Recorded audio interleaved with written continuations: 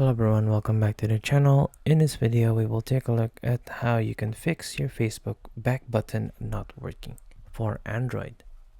Now don't forget to hit that like and subscribe and hit the notification bell so you're updated whenever we upload a new video. Stick until the very end so you don't miss a single detail.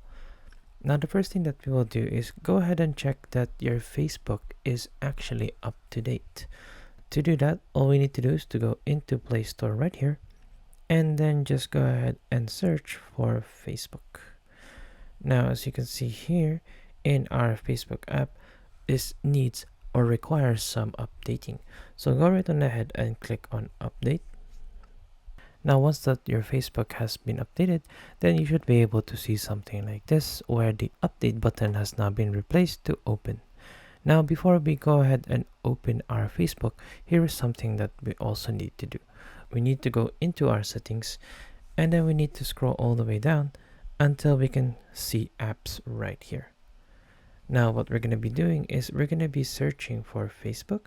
So go ahead and click on the search on the top right, and then let's look for Facebook right here. Now the next thing we need to do is if Facebook is running in the background, then just go right on ahead and click force stop on the bottom right, and then click OK.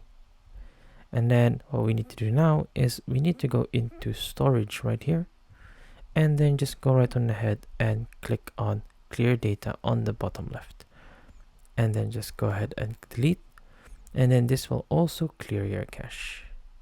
Now don't forget to restart your phone for you to be able to clear all of the settings and make sure that the update has or will fully work. Now once that you have restarted your phone, just go right on ahead and click on Facebook and then log in. Now once that you have logged in, you should be able to go ahead and try out the back button. So say for example, let's open this up, and then let's go ahead and go back, and there you go. I hope that you have found this tutorial useful. See you guys next time.